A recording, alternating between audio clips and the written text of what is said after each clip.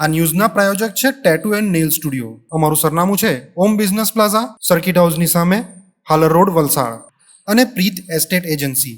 Flat, બંગલો, plot, વાડી, farm house, factory તેમજ ઓફિસના લે વેચ માટે અથવા ભાડા માટે સંપર્ક કરો. વાપીમાં ડોક્ટર બાબા સાહેબ આંબેડકરની ભવ્ય શોભાયાત્રા નીકળી.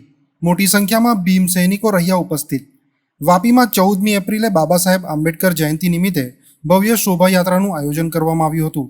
ડોક્ટર બાબા સાહેબ આંબેડકર જયંતિ મહોત્સવ સમિતિ દ્વારા આયોજિત આ વિશાળ રેલી ચણોદથી નીકળી વાપીના વિવિધ વિસ્તારોમાં ફરી ત્રિનેત્ર સર્કલ ચણોદ ખાતે સંપન્ન થઈ હતી.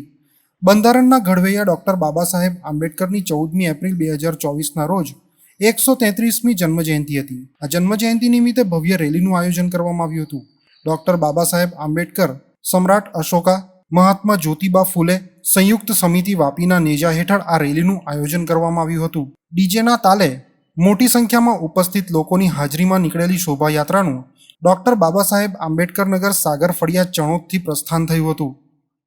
ધજા પતાકા સાથેની આ શોભાયાત્રામાં ભીમરથ, ડીજે, ઢોલ, નગારા તેમજ રમાઈ મહિલા બ્રિગેડની લેઝિમ પથક સામેલ કરાઈ હતી, જેણે શહેરીજનોમાં આકર્ષણ ઊભું કર્યું હતું. ચુસ્ત પોલીસ બંદોબસ્ત સાથે નીકળેલી શોભાયાત્રા ત્રિનેત્ર સર્કલ પર પહોંચી ત્યારે ત્યાં ત્રણેય મહાનુભાવોની પ્રતિમા પર ભારે ફૂલ વર્ષા કરાવવામાં આવી હતી. શોભાયાત્રામાં જોડાયેલ ભીમ સૈનિકોએ પ્રતિમાને વંદન કર્યા હતા. અનેક લોકોએ આ પ્રસંગને યાદગાર સંભાવના તરીકે સાચવવા મોબાઈલ કેમેરામાં આ ક્ષણોને કેદ કરી લીધી હતી.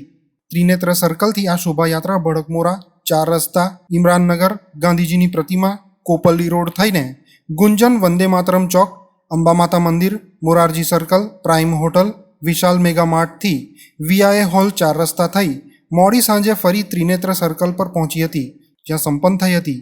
ઉલ્લેખનીય છે કે આ રેલીનું ઠેર ઠેર વિવિધ સમાજના આગેવાનો દ્વારા સન્માન સ્વાગત કરવામાં આવ્યું હતું. તેમજ રેલીમાં જોડાયેલ તમામ લોકો માટે ઠંડા પીણા, પાણી, નાસ્તાની અને રાત્રિ ભોજનની વ્યવસ્થા વિવિધ સામાજિક સંગઠનો દ્વારા કરવામાં આવી હતી. રેલીમાં તમામ સામાજિક સંગઠનોના મુખ્ય મહેમાનો સહિત મોટી સંખ્યામાં ભીમ સૈનિકો જોડાયા હતા.